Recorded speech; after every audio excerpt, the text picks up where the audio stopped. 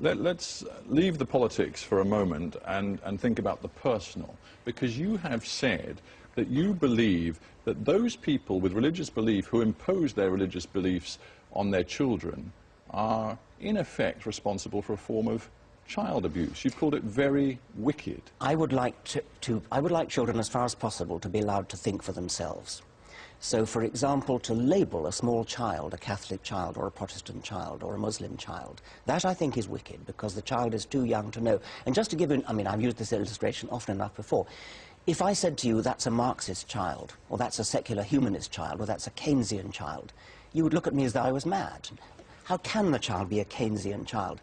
And if I said to you, well, both its parents are Keynesians, you see what I mean? Religion has a free ride to label children with the belief system of its parents in a way that nothing else does. An economic system doesn't, political system doesn't, nothing else does. But the fact is, and this comes back to this idea that you're unfairly picking on religion, the fact is that children are assumed to inherit many different values from their parents. It's not just religion, no, that's right, it's but they're not modes of behavior, labeled. it's attitudes to sexuality, all sorts of things. Yes. So suppose you take ornithology or something like that.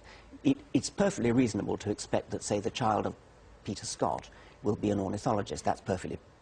No, but let's not pick something which so obviously is a hobby. Let's pick something like attitudes to outsiders, to foreigners, people not within the tribe, the nation or the group. So let's use the label xenophobe for somebody who is automatically hostile to outsiders. And would you say that a child of parents who you know to be xenophobic or racist, say, would you say that's a racist child? Of course you wouldn't. You'd say that's a child of racist parents. Whether you term it a racist child or not, the odds are that that child will inherit some views. It's an entirely different matter. That's an entirely different matter. That's an empirical matter which may or may not be true, but you're not giving the child a chance if you label it a racist child. Well, you're not, but the labelling may not be something that goes deep into the consciousness of the child. If the child is still, as you were, I must say, you were raised as an Anglican, and you were confirmed, you went to church. So what? But the point is, your parents didn't stop you from thinking about other ways of looking at the world. No, I mean, by the way, that has nothing to do with my parents. You were labelled a Christian boy. Nothing to do with my parents. That was school. I mean, I was sent to Anglican schools. But still, I mean... So you were labelled an Anglican boy. Sure I was. But it didn't stop you imbibing lots of other knowledge about the world and seeing the world in your own particular way. Well, of course not. I mean, as it happened, and it happens often enough, that lots of people manage to break free from whatever it is they're labelled as. But let me come back to the example you raised, which was the idea of a racist. Now, you made the point, which is a perfectly valid one, that a child of racist parents is actually quite likely to be a racist child. But you wouldn't dream of labelling a child a racist child. You'd think that was truly wicked, to say, this is a racist child because it's... And if I challenge you to say, how do you know... Forgive me, and I do want to move on, but perhaps I'm misunderstanding something. You seem to be hung up on the labelling. I'm saying, leave aside the labelling, but the fact is, there are many things that children inherit from their parents, one of which is religion, but there are many other values, good and bad as well. Why pick on this idea that it's so evil for a child to inherit religious beliefs from its parents? It is specifically the labelling that I'm talking about. It's just like the feminists raising our consciousness about sexist language, about saying, one man, one vote. And now the feminists picked on language, and you could say, well, it's trivial. I mean, it doesn't matter. Language doesn't matter. But it does matter, and the feminists demonstrated that. I am picking on language. I do think it's wicked specifically to label children. I have never said that it's wicked to bring children up in a particular belief. So, of course, children are going to learn from their parents. That's why I used the slightly frivolous example of ornithology. We could take racism as well. Of course, as a matter of fact, it's likely to be true. Actually, it's less true than many of us think. But as a matter of fact, it may well be true that children do inherit beliefs from their parents, but don't label them a racist child or a Catholic child or a Marxist child. So far, we've talked about religions generally. We've mixed our references to Christianity, to Islam. But do you believe that, in essence, all religions, monotheistic religions with a belief in a supernatural God, are basically the same? Well, they themselves, on good days, will claim that they're basically the same. They're all inherited from the mythical or possibly real man, patriarch Abraham. They call themselves the Abrahamic religions. It's perfectly clear that Christianity and Islam are derived from Judaism, but they're not the same in every respect. Of course they're not. Well, let me develop the question then. Do you believe that it's possible to distinguish between moderate and extreme religion? And is that a meaningful way of looking at religion? Yes, it's always meaningful to discriminate extreme from moderate.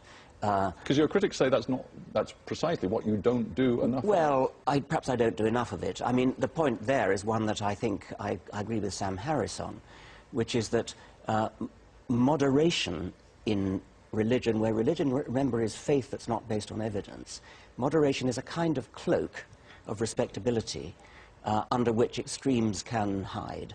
And let me develop that a little bit. So, in fact, it's more dangerous. Not more, but well, I think it does... If it's hiding the same essence underneath the cloak, it's actually more dangerous because no, I don't think what you see is not what you get. I never said it's more dangerous, but I think it does provide a kind of smokescreen in which extremism can flourish. More than a smokescreen, actually, because if you think about the respect, let's come back to the point of respect. We're all supposed to respect faith, and so if somebody says, that's my faith, then you're not supposed to say, well, justify, because faith is not justifiable. You don't attempt to justify faith. So, now, if children have been brought up by moderate teachers to regard faith as a virtue, then a minority of them are going to use that faith and use the fact that faith is respectable to justify doing extreme things, which, of course, the moderates wouldn't dream of doing. But I just wonder how some of your highly esteemed scientific colleagues, and I'll just name a few of them: Robert Winston, Francis Collins, director of the Human Genome Project, Owen Gingerich, Harvard astronomer, Martin Rees, British astronomer. All of these people profess religious belief. They believe in God. Not Martin Rees, actually, but the point remains. Well, I've read comments where he does appear to believe in religion, but... Well, he describes himself as an unbelieving Anglican. He goes to church out of loyalty to the tribe. I'm not sure that the Archbishop of Canterbury would recognise that concept, but well, he might not. Be that as it may, the point. The point is, I've just named you 3, arguably 4, senior scientists who do believe in God in one way or another. Of course, I could name and yet more. You say that in the end, even moderate religion is a smokescreen for something potentially dangerous underneath. Look, they, I'm sure, would quarrel profoundly I'm not talking with about that. every individual. I mean, you know, obviously, there are extremely nice, decent, respectable, intelligent, and totally non-violent Christians, Jews, Muslims, etc. Nobody's disputing that. And there are some awful individual atheists. Nobody's disputing that. What I am saying... But you are saying they are all deluded, and in some ways you've described this idea that you can both believe in God and pursue scientific, evidentiary-based knowledge as treachery, that the God bit is treacherous. Well, that's putting it strongly, and I do put it strongly sometimes. Put it like that. The point I was trying to make is that once you sell the pass about faith, once you agree that faith doesn't have to be justified, then the vast majority of people who have faith are never going to do anything bad, that's fine. But a few are going to do very violent things. And if you then try to challenge them, say, why do you do that? Well, how could you go and make yourself into a suicide bomb? How could you kill like that? They say, that's my faith, you mustn't question that. And they've been taught that. They've been taught to respect faith by moderate teachers. And that's the only point I'm making. Of course, I'm not saying that those people you mentioned who are thoroughly decent men, Francis Collins, Robert Winston, etc., delightful, intelligent, thoroughly decent men, of course they wouldn't dream of doing anything like that.